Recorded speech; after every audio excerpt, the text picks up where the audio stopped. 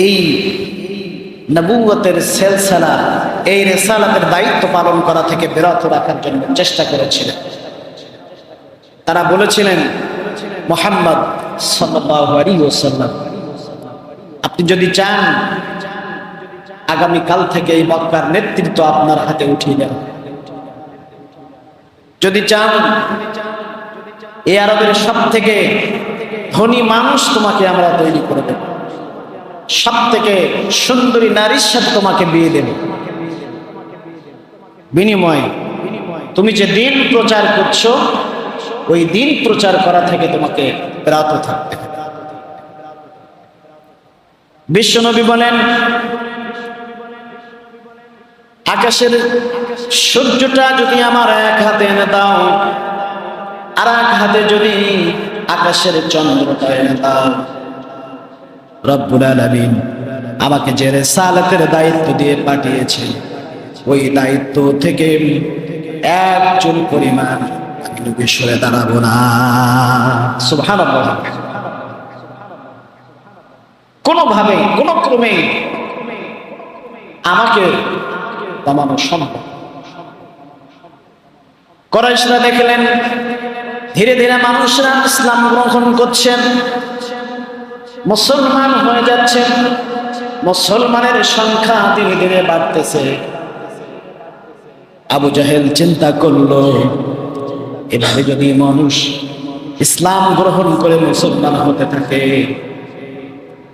একটা সময় দেখা যাবে এই মক্কা নগরীতে আমার নেতৃত্ব, আমাদের নেতৃত্ব, কর্তৃত্ব বলে কিছুই থাকবে না। ওই মুহাম্মদ সাল্লাল্লাহু আলাইহি ওয়াসাল্লাম এই মক্কার লিডার হয়ে যাবেন, তিনি নেতা হয়ে যাবেন, সকলেই তার আনুগত্য করবে, তার কথা মেনে চলবে। তারা এটা সহ্য করতে পারলেন না, তাই সাহাবীদের উপরে তারা জুলুম নির্যাতন শুরু করে দিলেন। প্রিয় উপস্থিতি, এমন নির্যাতন, এমন অত্যাচার শুরু করেছিলেন তারা, হযরতে খাব্বাব রাদিয়াল্লাহু তাআলা আনহুকে জ্বলন্ত আগুনের উপরে তাকে উপরে চিৎ করে শোয়ায় দিয়েছেন। এরপরে হযরতে খাব্বাবকে বলা হয়েছে, খাব্বাব তুমি যে আল্লাহর কে ইলাহ বলে গ্রহণ করেছো, তুমি যে মুহাম্মদ সাল্লাল্লাহু আলাইহি ওয়াসাল্লামের আনিত জীবন ব্যবস্থা তুমি গ্রহণ করেছো, এটা ছেড়ে দাও, আমাদের পূর্বপুরুষদের বাপ দাদাদের ধর্মকে আবার মেনে নাও, তাহলে এই শাস্তি থেকে তুমি রেহাই পাবে। এই উপস্থিতি, হযরতে খাব্বাব রাদিয়াল্লাহু তাআলা আনহুর শরীরে বৃদ্ধ বয়সে তার নাতিপুতিরা তার শরীরে যে গর্তগুলো হয়েছিল, এই গর্তের ভিতরে তারা খুরমা রাখতে পারত। জিজ্ঞেস করা হয়েছে, শরীরে আপনার এই ক্ষতগুলো কিসের, এই গর্তগুলো কিসের?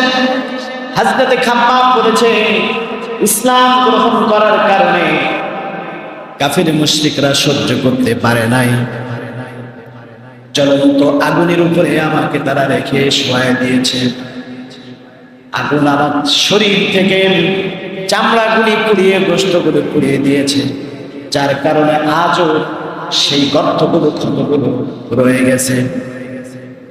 এই অবস্থায় হযরতে খাব্বাব রাদিয়াল্লাহু তাআলা বিশ্বনবীর কাছে আসলেন আর বললেন, আলা তাস্তানসিরু লানা, আলা তাদউ লানা ইয়া রাসূলুল্লাহ, ইয়া হাবিবাল্লাহ, আপনি কি আমাদের জন্য আল্লাহর কাছে সাহায্য প্রার্থনা করবেন না? আপনি কি আল্লাহর কাছে আমাদের জন্য দোয়া প্রার্থনা করবেন না? আমরা তো না খেয়ে, মা খেতে খেতে আমরা শেষ হয়ে যাচ্ছি, আমাদের কোনো উপায় আর নাই, আমাদের জন্য আল্লাহর কাছে আপনি দোয়া করুন। বিশ্বনবী কাবার ছায়ায় বিশ্রাম ফরমাচ্ছিলেন, নবীজি উঠলেন আর বললেন, খাব্বাব শোনো, তোমাদের পূর্বে এই পৃথিবীতে যারা দিনের দায়ী হিসাবে দাওয়াতি কাজ করেছেন, দিনের দায়ী ছিলেন, তৎকালীন সময়ের সমাজ শক্তি, রাষ্ট্র শক্তি তাদেরকে ধরত, এরপরে জমিনে তাদের জন্য বুক বরাবর রক্ত খরচ করা হতো। সুম্মা ইউতা বিল মিনশার, এরপরে ওই দিনের দায়ীদেরকে জমিনের ভিতরে গর্ত খনন করে তাদেরকে বুক বরাবর কেটে দিত। সুম্মা ইউতা বিল মিনশার, এরপরে তাদের জন্য লোহার কড়া আনা হতো। ফায়ুদাউ আলা রাসিহি, সেই লোহার কড়া তাদের মাথার উপরে রাখা হতো, দিনের দায়ীদের মাথার উপরে। ফায়ুদাউ আলা রাসিহি ফায়ুজালু নিসফাইন, এরপরে সেই দিনের দায়ীদেরকে লোহার কড়া দিয়ে চিরে দ্বিখণ্ডিত করা ফেলা হতো।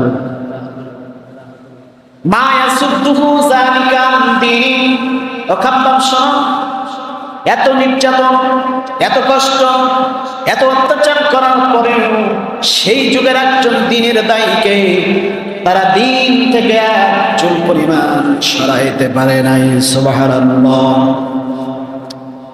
বিশ্বনবী বলেন, আমি আল্লাহর নামে কসম করে বলছি, ওয়াল্লাহি লা ইউতাম্মান্নাল্লাহু হাদাল আমরা হাত্তা ইয়াসিরার রাকিবু মিন সানা ইলা হাজরামাউত।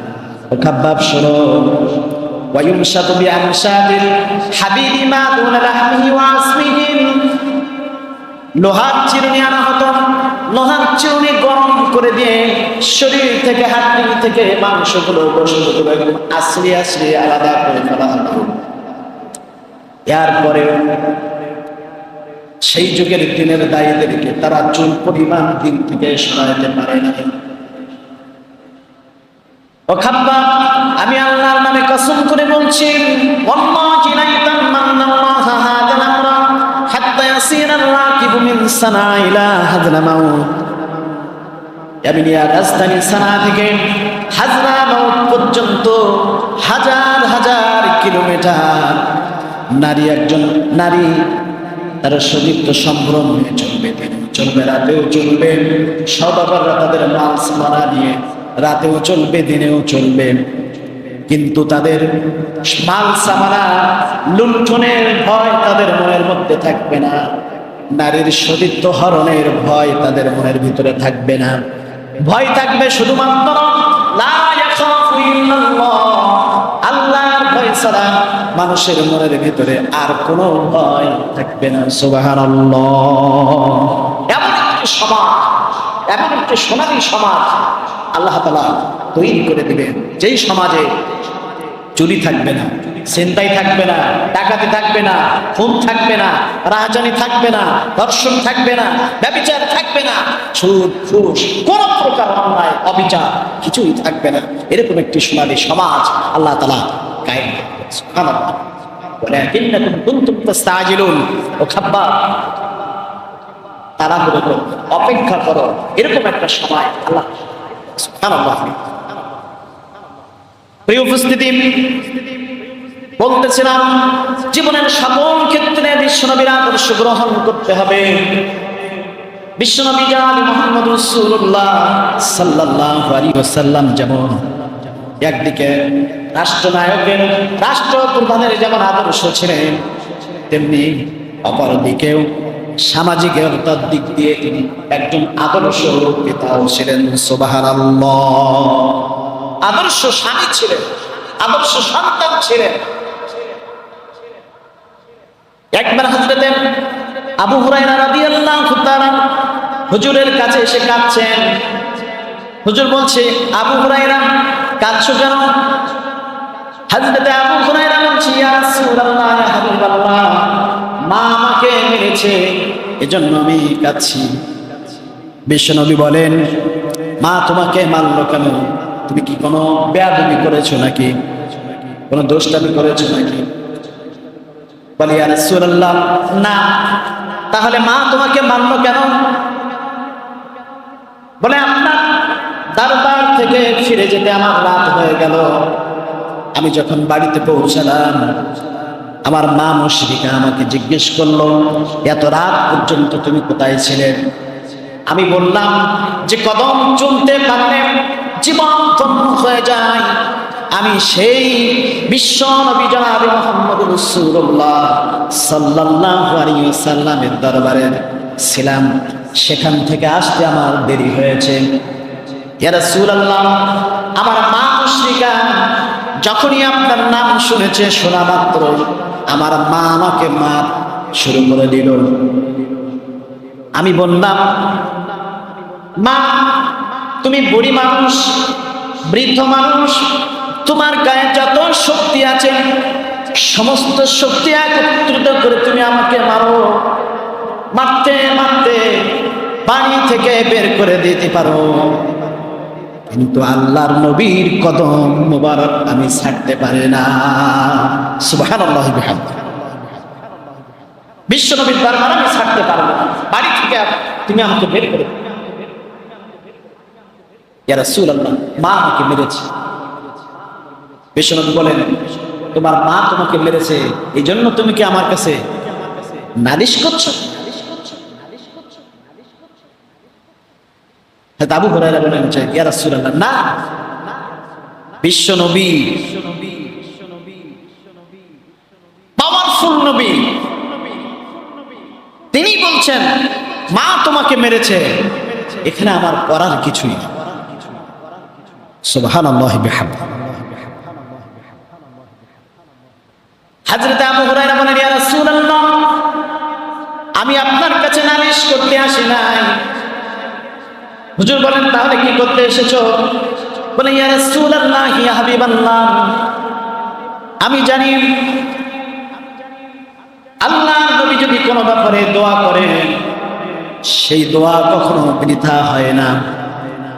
ইয়া রাসূলুল্লাহ, আমার মা মুশরিকা, আপনি আমার মায়ের জন্য দোয়া করুন, আমার মা যেন ইসলাম গ্রহণ করে যেন মুসলিমা হয়ে যায়। সুবহানাল্লাহ। হযরত আবু হুরায়রা বলেন, বিশ্বনবী মায়ের জন্য দোয়া করতে শুরু করেছেন, আল্লাহুম্মা ইহদা উম্মি আবু হুরায়রা, আয় আল্লাহ তাআলা আবু হুরায়রার মাকে হেদায়েত নসিব করে দাও। আর আবু হুরায়রা বলছেন, আমি একাধারে দৌড়াতে লাগলাম বাড়ির দিকে। পিছন থেকে কয়েকজন মানুষ আমার জামা টেনে ধরেছে। তাদের জানা মতে হযরতে আবু হুরায়রা খুব ভদ্র মানুষ, খুব শরীফ মানুষ, কারোর সাথে কোনো ঝগড়া করে না, বাকবিতণ্ডায় যায় না, কোনো প্রকার কোনো মানুষের সাথে কোনো প্রকার তার ঝগড়া নাই। এই মানুষটা না জানি কোনো বিপদে পড়েছে, কেন দৌড়াচ্ছে। হযরতে আবু হুরায়রা বলেন, আমাকে দৌড়াতে দাও, আমি দৌড়াই আমার বাড়িতে যাই, আমি দেখতে চাই আমি দৌড়াই আমার বাড়িতে আমি আগে আসলাম নাকি আমার আল্লাহর নবীর দোয়া আমার বাড়িতে পৌঁছালো। সুবহানাল্লাহ। আমি দেখতে চাই আমার আসার আগে আল্লাহর নবীর দোয়া পৌঁছালো নাকি আমি আগে পৌঁছালো। হযরতে আবু হুরায়রা বলেন, আমি বাড়িতে যে মা বলে ডাক দিলাম, ঘরের ভিতর থেকে মা বলল, কে? বলে, মা আমি তোমার আবু হুরায়রা, ফিরে এসেছি। বলে, বাবা অপেক্ষা করো, দরজা খুলতেছি। হযরতে আবু হুরায়রা বলেন, মায়ের কণ্ঠের ভিতরে শিরকিয়াতের কোনো গন্ধ আমি পেলাম না, মায়ের কণ্ঠের ভিতরে যেন আমি তাওহীদের গন্ধ পেলাম। সুবহানাল্লাহ। কিছুক্ষণ পরে মা, আমার বুড়ি মানুষ, সাদা চুলের থেকে মা বেরিয়ে আসলেন, সাদা চুলের থেকে এরকম পানি পড়তেছে, আর আমাকে বলছেন, ও আমার আবু হুরায়রা, তোমাকে মারার পরে আমি বড় অনুতপ্ত হয়েছে, অনুশোচনা করেছি। আমি কেন আমার ছেলেটাকে মারলাম, কেন আমার সোনামণিকে কেন মারলাম, এটা আমি অনুতপ্ত হয়েছি, অনুশোচনা করেছি, আমি গোসল করেছি, পবিত্র হয়েছি। আমাকে জলদি করে নিয়ে চলো বিশ্ব নবী জনাবে মুহাম্মদ রাসূলুল্লাহ সাল্লাল্লাহু আলাইহি ওয়াসাল্লামের দরবারে। সুবহানাল্লাহ। হযরতে আবু হুরায়রার মা ঘোষণা দিলেন, আশহাদু আল্লা ইলাহা ইল্লাল্লাহু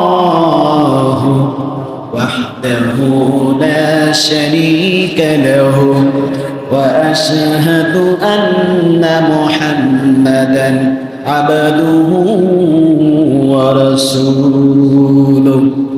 হযরত আবু হুরায়রার মা ইসলাম গ্রহণ করে মুসলিমা হয়ে গেলেন। সকলে বলে সুবহানাল্লাহি ওয়া বিহামদিহি। প্রিয় উপস্থিতি, এই হচ্ছে বিশ্বনবী, বিশ্ব মানবতার মুক্তির একমাত্র পিতা মাতার সাথে কিভাবে সম্মান করতে হবে বিশ্বনবী সাল্লাল্লাহু আলাইহি ওয়াসাল্লাম তিনি দেখিয়েছেন। সাহাবায়ে কেরামদেরকে নিয়ে বিশ্বনবী এরকম আলোচনা করতেছেন। একজন বৃদ্ধা মহিলা আসলেন। বিশ্বনবী বললেন যে মহিলার জন্য পথ তৈরি করে দাও, বৃদ্ধার জন্য পথ তৈরি করে দাও। পথ তৈরি করে দেওয়া হবে। মহিলা আসলেন, বিশ্বনবীর মাথার পাগড়ি খুলে বিছিয়ে দিলেন। ওই পাগড়ির উপরে, বিশ্বনবী পাগড়ির উপরে বৃদ্ধা মহিলা বসলেন। কানে কানে যিনি কি বললেন, আর কথা শেষ করে বৃদ্ধা চলে গেলেন। বিশ্বনবী তার সম্মানে দাঁড়িয়ে গেলেন। সুবহানাল্লাহ। সাহাবায়ে কেরাম বলেন, ইয়া রাসূলুল্লাহ, ইয়া হাবিবাল্লাহ, আমরা বড় আশ্চর্য হয়ে গেলাম। একজন বৃদ্ধা নারীর জন্য, বৃদ্ধা মহিলার জন্য বিশ্বনবী তিনি দাঁড়ান, মাথার পাগড়ি খুলে তাকে বসতে দিলেন, আবার তার সম্মানার্থে তিনি দাঁড়িয়ে গেলেন। আমরা বড় আশ্চর্য হয়ে গেলাম। নবীজি আমার বলেন, ও সাহাবীরা শোনো, এই মহিলাকে তোমরা চিনতে পারো নাই।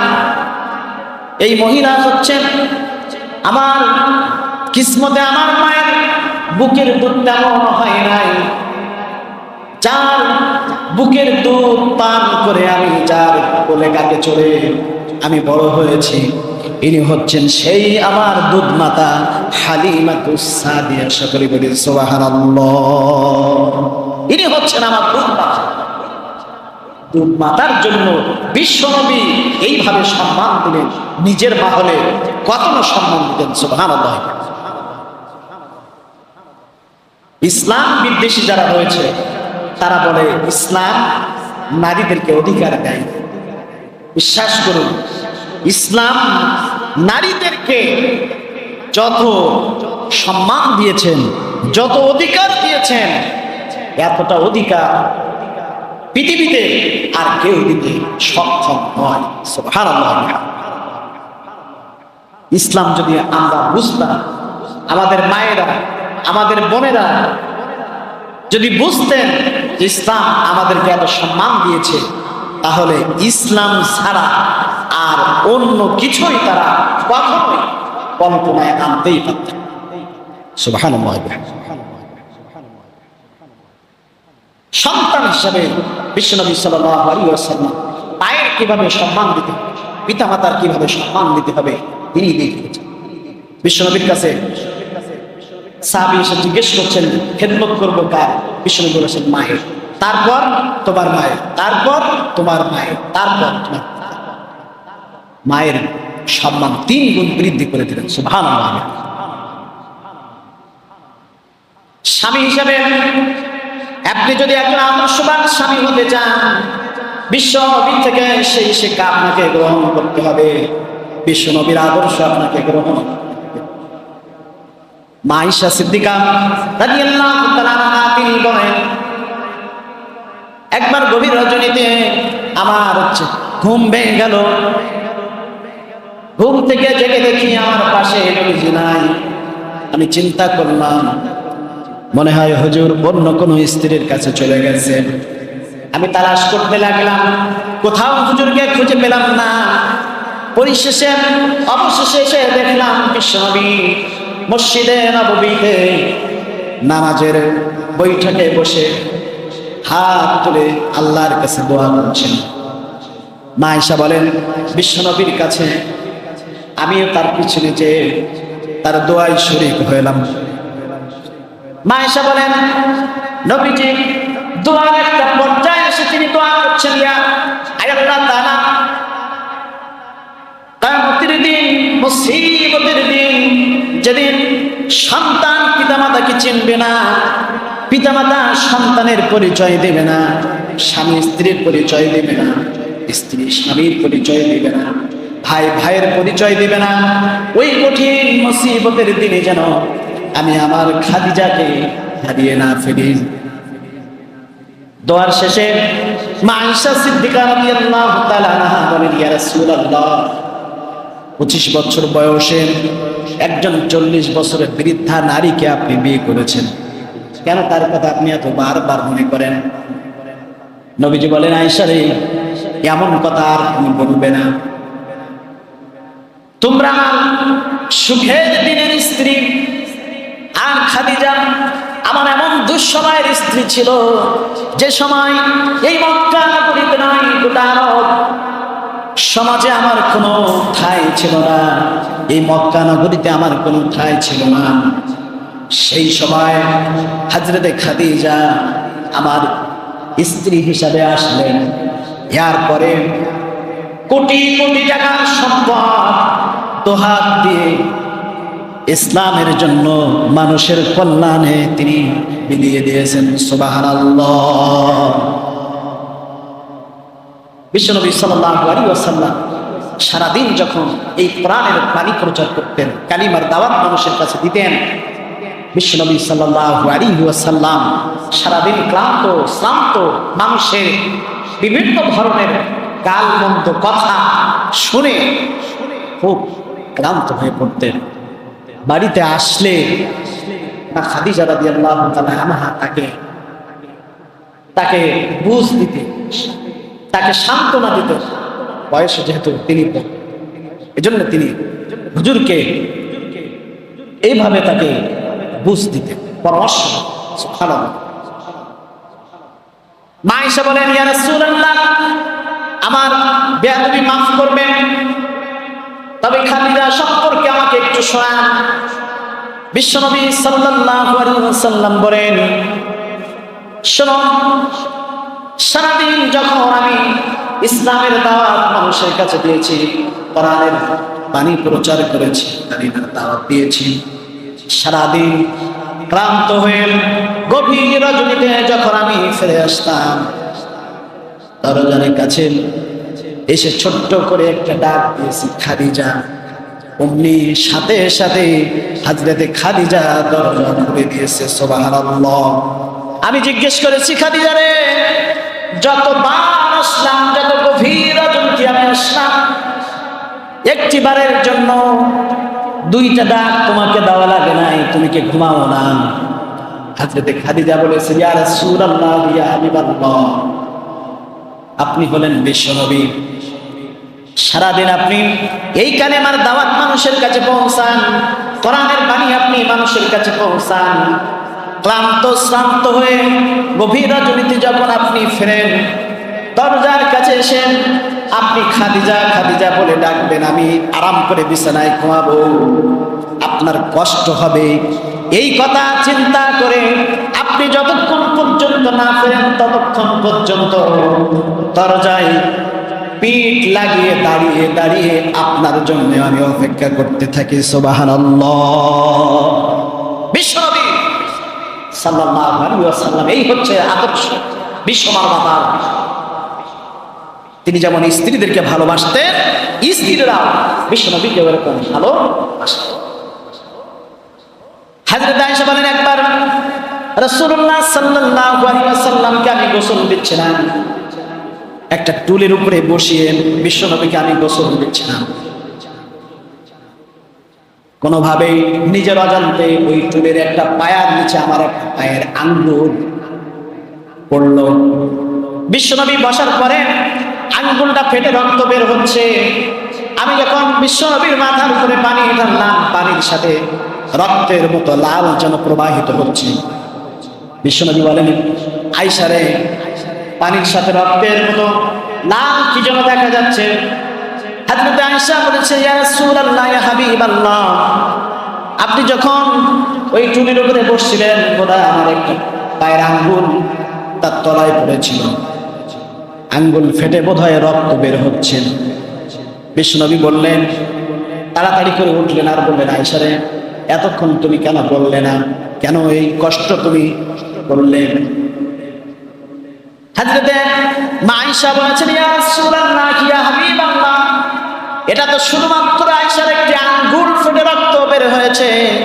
আয়েশার কলিজাটা যদি আপনার জন্য বের করে দেওয়া লাগতো, যদি বের হয়েও যেত আমি বিশ্ব নবীকে টুল থেকে উঠতে বলতে পারতাম না সুবহানাল্লাহ। এইভাবে করে বিশ্ব নবীকে স্ত্রীরা যেমন ভালোবেসেছে, বিশ্ব নবী স্ত্রীদেরকে ভালোবেসেছে। আজকের সমাজে আমাদের অনেক স্বামী স্ত্রী রয়েছে যাদের সাথে স্বামী আর স্ত্রীর তাকওয়ার সম্পর্ক রয়েছে। আর শহর কেন্দ্রিক শহরে যেগুলি হয় অধিকাংশ আপনাদের এই শহরে নাই, কিন্তু ভিন্ন ভিন্ন দেশ শহরে যেগুলি বড় বড় শহর দেখবেন, সেখানে স্ত্রীরা সন্ধ্যা হলে খুব সাজুগুজু করে একেবারে মডার্ন হয়ে ক্লাবে চলে যায়, ড্যান্স চলে যায়, পার্টিতে চলে যায়। স্বামী আর এক দিকে, এটা পশ্চিমাদের কালচার ছিল, আমাদের সে এটা ঢুকে গেছে। উপস্থিতি স্বামী আর স্ত্রীকে কোনো সম্পর্ক না, কেউ কারোর সাথে যার মতো সে। সন্তানেরা পিতামাতার কথা শোনে না, পিতামাতার কথা সন্তানেরা শোনে না, সন্তান এই হচ্ছে বর্তমান অবস্থা। আবার অনেক সন্তান রয়েছে অর্থ সম্পদ আল্লাহ তাআলা অঢেল দিয়েছে, তারপরেও দেখা যায় ওই পিতামাতার খেদমত করার মতো সৌভাগ্য সন্তানদের নেই। বৃদ্ধাশ্রমে পিতামাতাকে রেখে আসছে। প্রিয় উপস্থিতি, এজন্য জীবনের সকল ক্ষেত্রে আদর্শ গ্রহণ করতে হবে বিশ্বনবী জনাবে মুহাম্মদ রাসূলুল্লাহ সাল্লাল্লাহু আলাইহি ওয়াসাল্লাম। তাই আপনি স্বামী বলেন, আপনি পিতা বলেন, আপনি সন্তান বলেন, ভাই বলেন, সেনাপতি বলেন, রাষ্ট্রনায়ক বলেন, যেভাবেই নেবেন না কেন, জীবনের সকল ক্ষেত্রে যে আদর্শ আপনি গ্রহণ করতে চান বিশ্বনবী জনাবে মুহাম্মদ রাসূলুল্লাহ সাল্লাল্লাহু আলাইহি ওয়াসাল্লাম থেকে আদর্শ আপনাকে গ্রহণ করতে হবে। তাহলেই বিশ্বনবীর আদর্শের মধ্যেই রয়েছে জীবনের সফলতা। দুনিয়াতে আপনি যেমন কামিয়াবি হবেন, পরকালেও আপনি ঠিক অনুরূপভাবে আপনি সফল কাম হবেন, জান্নাত আল্লাহ রাব্বুল আলামিন আপনাকে দান করবেন। উপস্থিত, তাই আসুন জীবনের সকল ক্ষেত্রে বিশ্বনবীর তার আদর্শকে আমাদের বাস্তব জীবনে আমরা লালিত পালিত করার চেষ্টা করি, তার আদর্শে আমরা জীবনের সকল ক্ষেত্রে গ্রহণ করি। দেখবেন আল্লাহ রাব্বুল আলামিন আমাদের দুনিয়াতে কামিয়াবি করবেন, পরকালে নাজাত দেবেন। আসুন আল্লাহ পাক আমাদের সকলকে বিশ্বনবীর আদর্শ গ্রহণ করে বাকি জিন্দেগি পরিচালনা করার তৌফিক দান করুন। ওয়া আখিরু দাওয়ানা আলহামদুলিল্লাহি রাব্বিল আলামিন। আসসালামু আলাইকুম ওয়া রাহমাতুল্লাহি ওয়া বারাকাতুহু।